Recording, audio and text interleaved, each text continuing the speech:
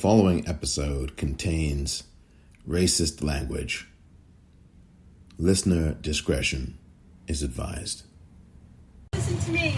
We don't play games here anymore, okay? Next time you ever talk to me like that, you're gonna get your ass kicked by my family. They're gonna fuck you up. What did I do? Right. They're gonna fuck you Why? up. What did I do? Because you are an asshole. Look at the whole stairs to But yourself. you had these Why stairs don't and you go that somewhere stairs? else where you can go to a gym? This is not just for you. Oh, you Get need the fuck out of this world. Get the fuck out of this state. Go back to whatever fucking Asian country you belong in. Okay, You racist. fucking bitch. This is not your place. This is not your home. We do not want you here. You put that on Facebook. I hope you do. Because every fucking person will beat the crap out of you from here on out. Don't you ever say, oh, Jesus, to me when I want to use the stairs, you little bitch. There's other stairs. You are a sick, fucking, ignorant teenager. Oh, thank wait, you. you're fucking what, middle-aged woman? Who wears black in California sun? Who the fuck wears black? Are you an idiot? You wear black in California sun? Seriously? Wow. That's the people, folks. The suspect we believe responsible for all three incidents named is Lena Hernandez. She's 56 years of age and she resides in the city of Long Beach. Welcome to the Politicrat. I'm Omar Moore. It is Wednesday, July the 8th, 2020. On this episode of the Politicrat, a conversation with Manju Kulkarni. She is the executive director of AP3Con, an organization that is geared towards elevating, uplifting, and doing great work on behalf of and for and within the Asian American, Asian Pacific Islander communities here in California and beyond.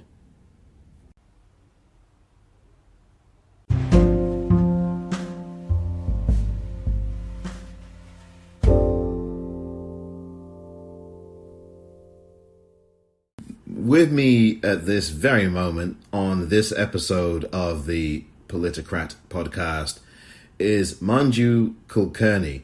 She is the executive director of the Asian Pacific Policy and Planning Council, AP3, I believe, or A3P Con. And can you give me a website, please? Sure. So it's www.a3pcon.org. And we just go by APCON. I know the 3 is confusing for folks, but it's supposed to be for the 3 Ps, Pacific Policy and Planning. And thank you very much for being here today. Thank you so much for having me. Well, there's a few subjects I would love to talk to you about in the time that we have. I do want to first talk about what your organization does before we get into some other conversation. So you've just described the acronym for your organization. Can you tell the audience, please, a bit about what your organization does? Sure. So the Asian Pacific Policy and Planning Council is a coalition of over 40 community-based organizations in Los Angeles that serve and represent the 1.5 million AAPIs, or Asian Americans and Pacific Islanders. We work on a variety of issues stemming from housing and economic development, human trafficking, health and mental health access, as well as environmental justice. And this year we are the lead on the census 2020 for the Asian American Pacific Islander community in Los Angeles County. We've been around for just under 50 years and really working to bridge communities of color, work alongside a variety of immigrant communities to make sure we have a more just and equitable world. Wonderful, wonderful. I really do appreciate you talking about your organization, because it's very important that we all begin to get to understand and get to learn more about a lot of organizations that don't get the media airtime that a lot of the organizations that we see all the time do, because the work that you do, your organization does, is just as important, if not more so, than some of what we see or what we always see out there. So this is one of the reasons why I've wanted to invite you on, and I really appreciate you coming on. As I've said, we are in the midst now, and I like to start with context, Manju, because I think context is very, very important. Here in California and around the country, but here in California in particular, we went back to the 1930s and 40s. You had FDR's Executive Order 9066, which excluded Japanese Americans and interned them and allowed the military to do what it saw fit as the best way to protect, so-called protect, in air quotes, the communities from the so-called Japanese, the derogatory names that would be used. And during the midst of World War II, FDR, we had the Supreme Court decision, Korematsu versus the United States. We've had, even more recently than that, Trump versus Hawaii, which is really another iteration of Korematsu in a way. And then all along this time now, we've had these attacks on Asian people in this country, all across the country, and here in California. And I came across this report just literally maybe a few days ago that said that there has now been at least an increase of 800 more attacks in a very short period of time. Racist attacks, violent attacks against Asian individuals, Asian Americans, Asian individuals across the diaspora here in California alone. Is that correct? And can you tell me a bit more about what that entails? That's just very alarming, to say the least. It is alarming. So in March of this year, we launched Stop AAPI Hate with Chinese for Affirmative Action and San Francisco State University. We, combined have had 150 years of experience working in AAPI communities in California, and really came together in February once we began to see that there were a number of alarming incidents happening across our state. So we launched the website. It's an online reporting center where individuals can share with us incidents they've experienced or they've witnessed involving COVID-19 related hate against our community members. And so, as you mentioned, in just the last 3 to 4 months, we have received 800 incident reports from individuals here in California, and across the country, over 2,000. So, what's particularly, I think, jarring about these numbers is, nationwide it's happened across 45 states in the District of Columbia, in rural as well as urban areas. Certainly it does take place more in those locales where we have significant populations of AAPIs, which is why we have we know more in California. But still it's happening across the country. And these involve verbal assaults, workplace discrimination, refusal of service, as well as physical attacks. So all of these are concerning. Certainly some are sort of more severe in terms of the physical harm that's caused, but they're all, I think, equally troubling. We tend to think of California as somewhat of a liberal mecca, and we know, of course, in this time that is not true. And most recently, I think over the weekend, someone shared a video of a tech executive from Silicon Valley who made racist comments, evoked Trump and saying that Trump would get them, basically. So this, again, tells us that it's happening in those places that we thought were relatively safe, where we thought were progressive. And so I think we really need to take note of this. The fact that it's so widespread, it's continuing to happen while we're sheltered in place. We need to put a stop to it. And I think we all need to come together to work, as we know, against racism as much as we are working against the spread of the disease of COVID-19. And one of the things that I wanted to add to what you've just said is one of the things I've actually played in the audio just before you've come on for the purposes of the listening audience is part of the audio of a racist attack against a young woman who is exercising in Torrance, California, down in Southern California. And the woman who has been identified, who did this, her name has been identified by Torrance police. I think her name is Lena Hernandez, and that name is public, so it's not something that I'm saying out of school. I think people like this should be identified. But Torrance police held a press conference, and this same woman has apparently done this or has been tied to at least 3 other incidents since October of last year, or including October of last year to now. What are law enforcement doing about this? From your knowledge in your organization, what exactly are law enforcement doing? Well, thank you for that question, because we actually are working on those issues here in Southern California.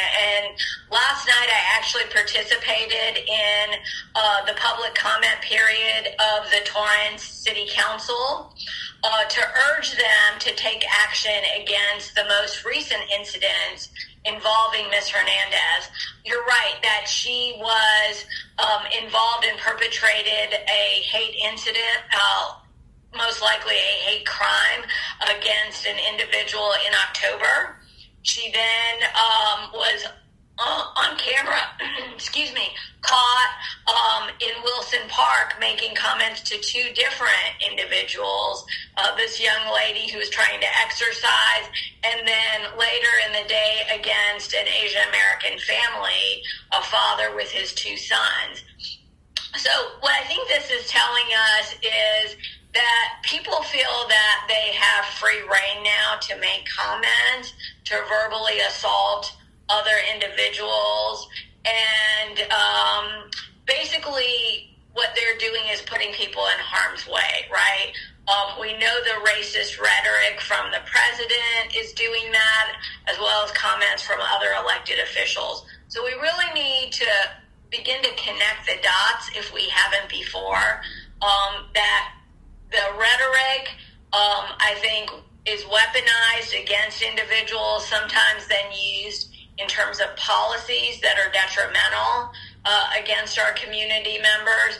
And I think, back to your question, Torrance police and the city attorney have now filed charges against Ms. Hernandez in the October incident. They have not yet done so for the incidents in June. So that's problematic. We need to urge them to further investigate those cases. And it's in fact my understanding that the police have recommended criminal prosecution for those 2 incidents in June, but to this date, we have not seen any prosecution of her for those more recent incidents.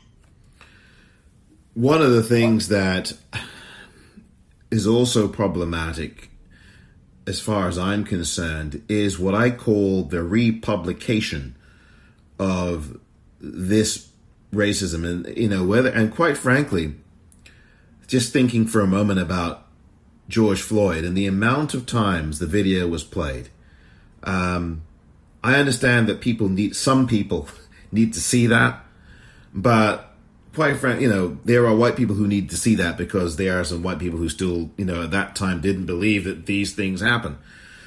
But Black people and other people of color are well familiar, and that re-traumatizing happened with George Floyd, with a number of other individuals, Ahmaud Arbery, obviously Rayshard Brooks more recently, and we've heard about Breonna Taylor. One of the things that I wanted to really discuss with you, Manju, was this republication of these racist insults of Asian individuals.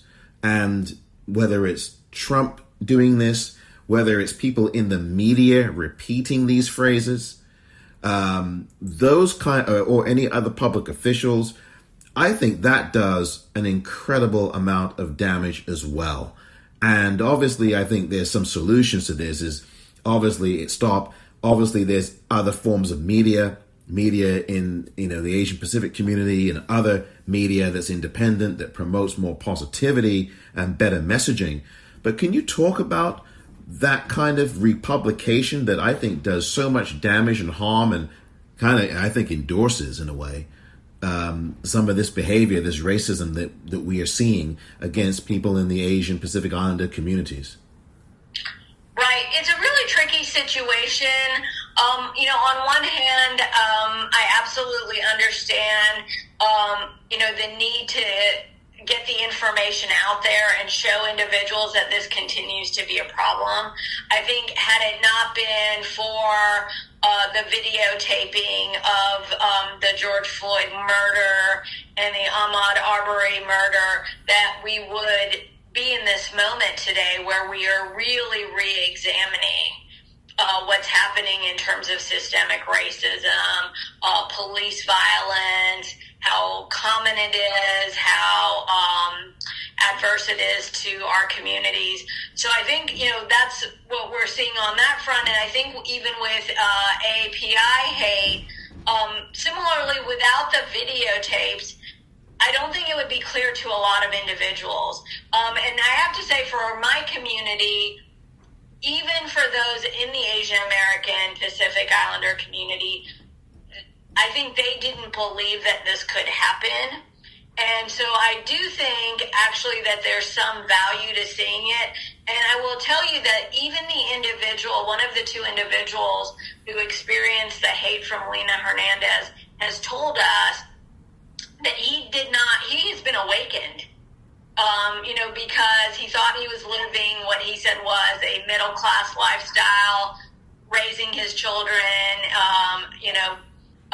working and having a family, and that had it not been for what happened, and then even him watching again, because he couldn't even process all of it at the time, but his ability with the the phone camera to be able to see that, I think there is a value. Now, what you said is also correct, which is we need to make sure that we don't re-traumatize people, and we need to look at the context in which these videos are shown, right? Like, is there some sort of titillation factor or entertainment factor that goes into showing it over and over and over and over again? Because we certainly don't want to do that. What I think we do want to do is we want to better educate all of the folks in our country about what's going on and make sure that they see it and understand it, which sadly they wouldn't necessarily do without the footage. And what is, I think, striking to me, and I agree with what you've just said, Manju, is the attacks that I have heard of people, calling out individuals and saying, well, you should have been George Floyd. I've heard that. Someone was on TV recently, a young black man was talking about someone saying that, a white person saying that to him. I've heard accounts from people in the Asian communities, different Asian communities, saying all kinds of things, this kind of republication that does a lot of damage. And to that end, mental health is something that should really be talked about more. Now, we have people cynically using mental health when there are these violent acts being committed. And I guess there is a degree of, it does take something to actually utilize a weapon. There is something there about that, but The point is, there's a lot of other things going into the conversation that should be put there when we talk about this. But as far as people in, it would be the Asian Pacific Islander community, Asian American community, mental health. You talked about the person who said that he had never experienced this before and it's awakened him. His eyes are open now. He had been living a very comfortable middle-class life. I guess what my question is for you is mental health, talking about mental health and how in the Asian community mental health is going to be something that is going to be critically important. What kinds of things perhaps your organization may be doing or any organizations that you are aware of that may be doing, because this is a very serious issue, particularly now with this pandemic. You're absolutely right. So, as I mentioned before, APCON is a coalition organization, and a number of the member organizations have been working on mental health issues as they impact Asian American Pacific Islander communities for 50 plus years. And so we know that there are a lot of experts in the field who not only have been seeing some of these trends and patterns, but are doing something about it. So I really want to highlight, some of their work. When we had an incident that took place here in Los Angeles in early February involving a middle school child who was physically attacked and verbally assaulted simply because he was Asian American. He was accused of having COVID-19 by a fellow classmate, and tragically he was punched in the head 20 times by that classmate. We offered, as part during a press conference we held, free mental health services to individuals who said that they had experienced something similar in terms of a hate incident against AAPI communities, and offering those free of charge. Right now at Stop AAPI Hate, we are about to actually share a number of resources that have been put together by really some leaders in the community. That is, not only are they Asian Americans and Pacific Islanders, but they are experts in the field of psychology, in psychiatry, and so they put together some materials for us, which we'll be including on our website. And it is so important. One thing I really want to point out, and for a second I'm going to put on my professor's hat, because I also teach at UCLA in Asian American Studies. Racism is a stressor. And it's very important that I think we acknowledge that when people feel and experience these incidents, the type of trauma that they're experiencing causes adverse health consequences for them in terms of high blood pressure, hypertension. We know that with that, Black women and maternal and infant mortality rates, those are all caused in some part by racism. There's, what's called the weathering effect, is experiencing racism day in, day out for 20, 30, 50, 80 years takes a toll on one's body. And so it's so critical that individuals get the mental health services that they need. They be able to talk about their experiences, share them, not feel shame, get acknowledgement, and get help. And so what I want to highlight, too, is the fact that, many of us do need and want mental health providers from our communities. And so that's why I also point out what work our member organizations are doing, because they are of the community and they understand the community's needs. Because sometimes, just simply going to a therapist and dealing with this as if it's a one-off issue, I think further re-traumatizes people. And part of what we're trying to do at Stop AAPI Hate, by just even creating this reporting center, is for people to know and understand they're not alone. They should not be living in isolation with this. And when you report, unfortunately, you see and understand that you're part of a community of several thousand people. But at least it's not you. It's not something that you alone are facing, but as part of a wider phenomenon. It also then enables us to deal with the issues. And I just think it's so important to have a support system and a support network that really reaches out and embraces people and lifts them up and supports them and empathizes with them and really sits with them and speaks to them. And quite frankly, even more importantly, listens to them. Because we need a lot more listening in this country. We need a lot more listening in this world, but we need a lot more listening.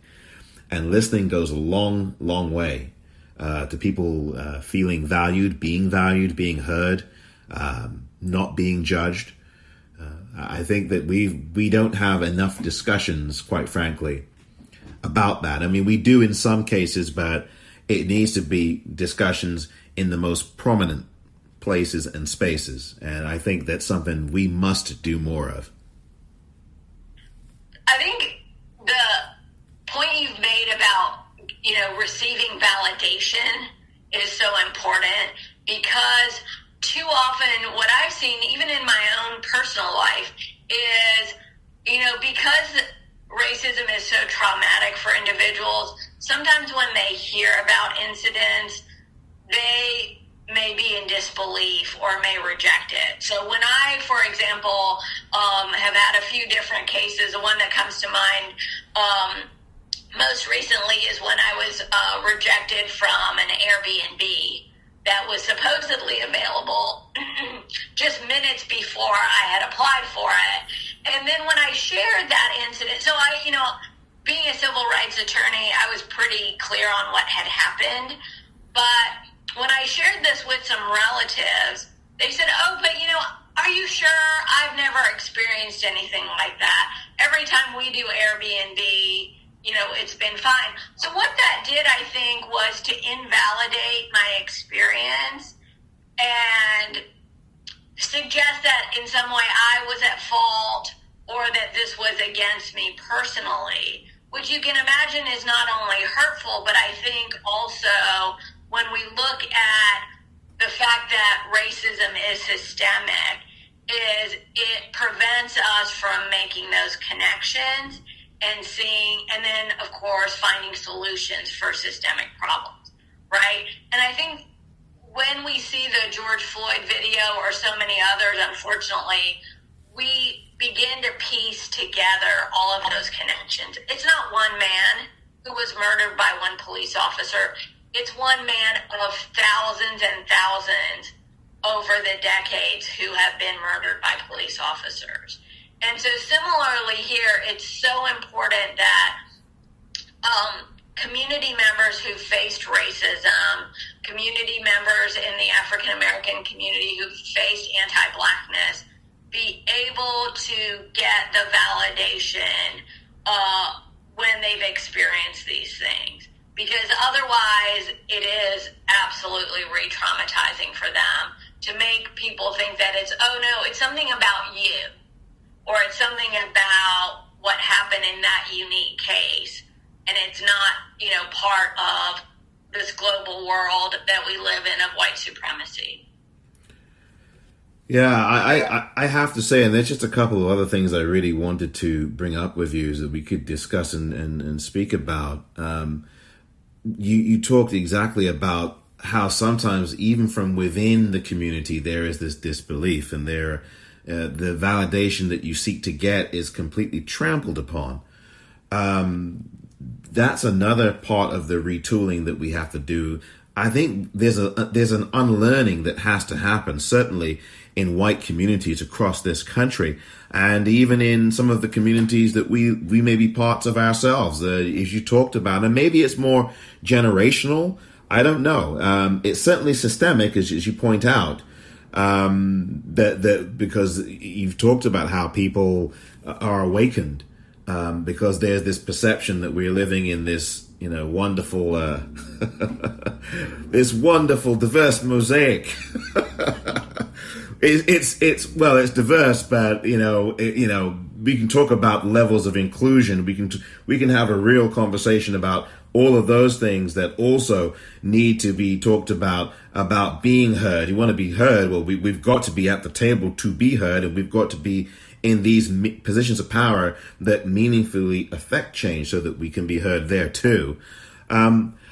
I guess the thing I wanted to really ask you, though, is about education, because ultimately education is part of this, but it's also about the systemic aspects.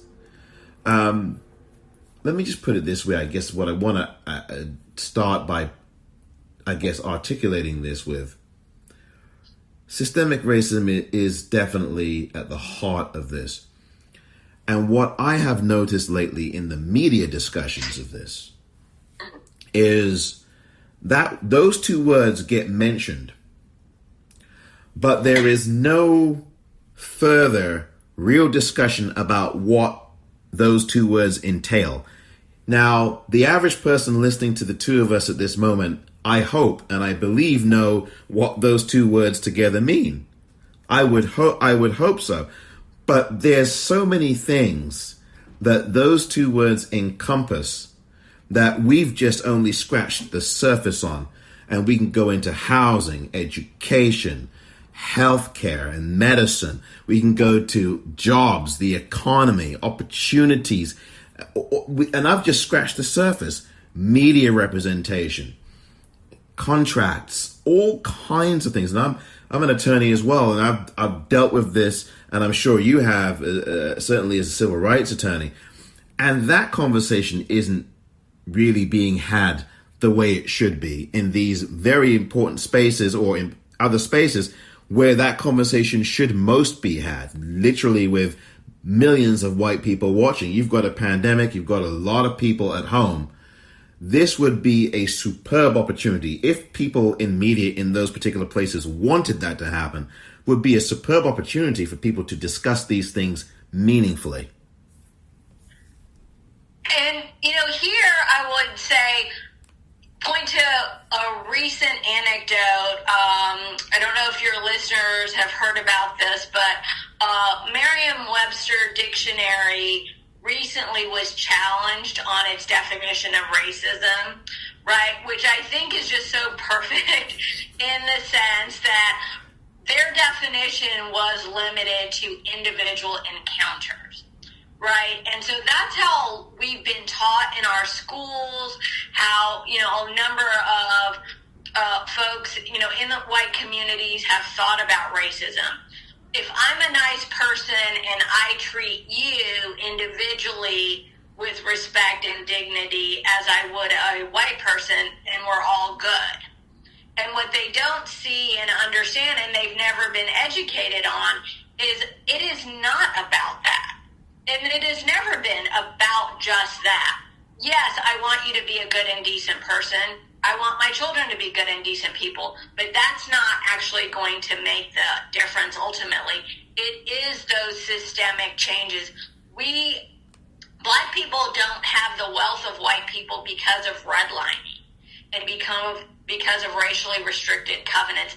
The neighborhood I currently live in has, when I look back at the deed from when my house was built in 1951, has a racially restricted covenant on it, right? And I know that because my husband's a real estate attorney, and so we always pay attention to things like this.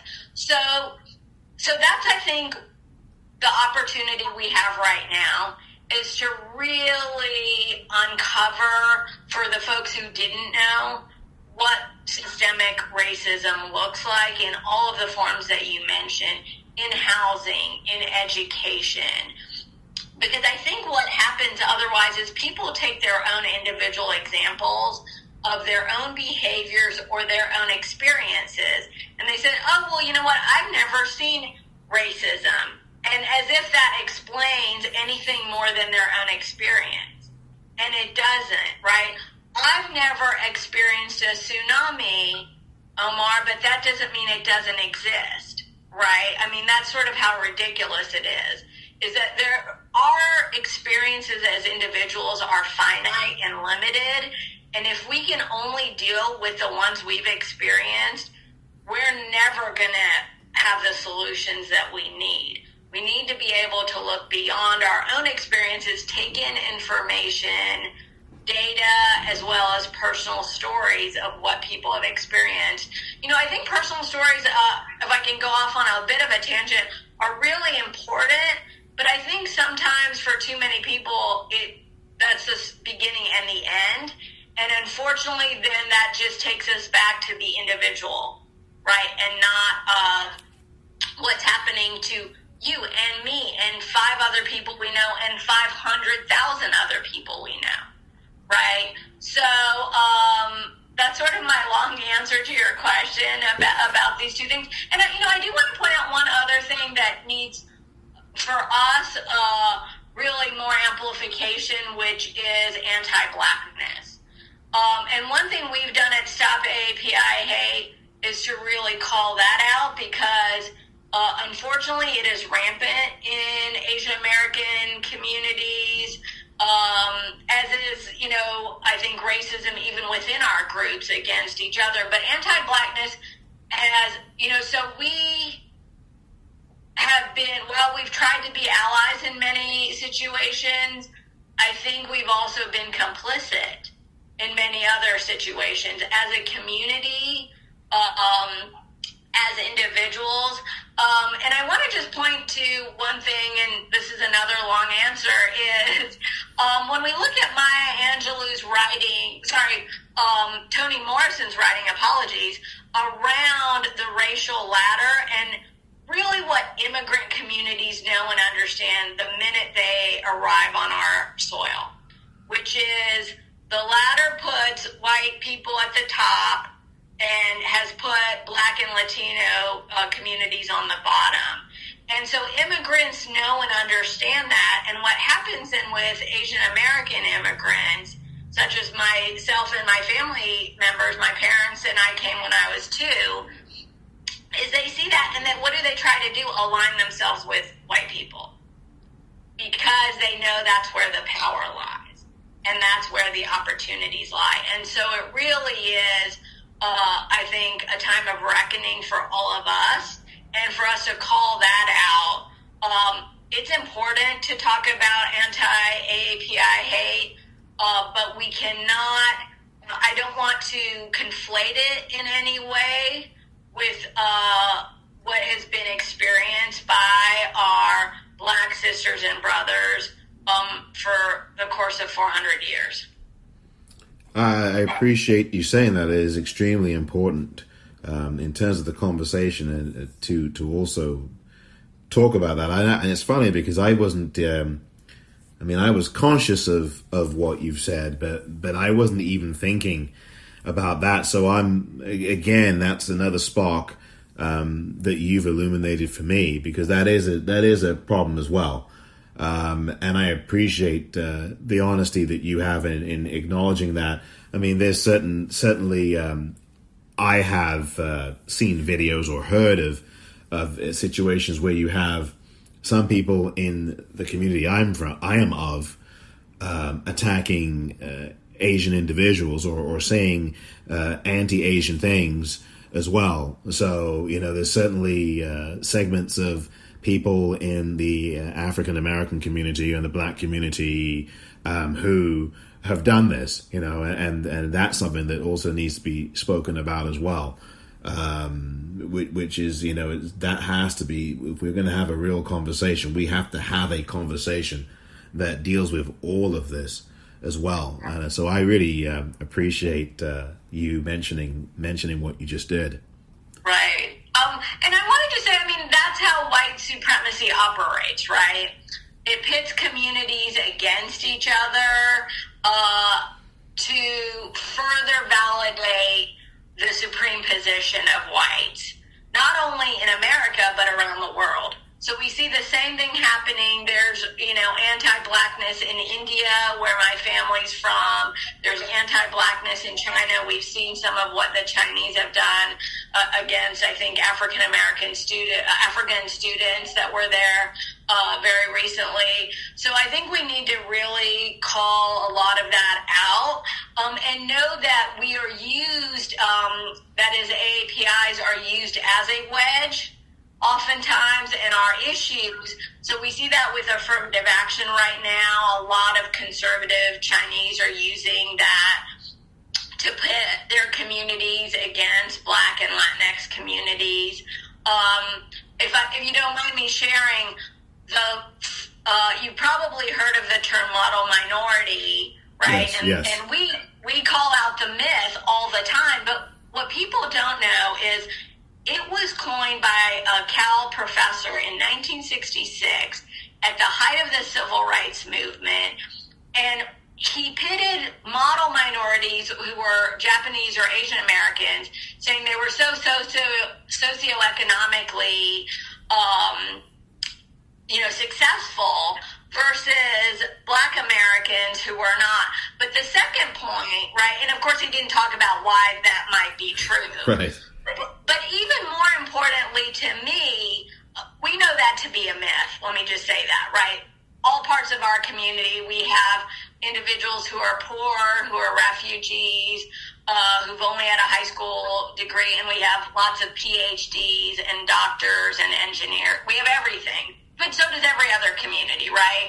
But the second point that really gets lost on people is that Professor Peterson said that Asians were a model because they were quiet. They didn't demand their civil rights. He thought Black Americans were a problem minority because they made demands that resulted in the Great Society benefits, that they made demands for civil rights. Those were problems. And so what we always encourage groups that we speak to in our communities is, let's be a problem minority. Let's not keep quiet. He thought it was a great thing that Japanese Americans kept quiet after their incarceration. So we've got to stop that. We've got to stop being quiet and align and be accomplices with our African American and Latinx sisters and brothers. And if white silence is violence, then that can be transmuted to every other group too. Exactly. Really important point. I'm just going to finish off by asking you one last thing.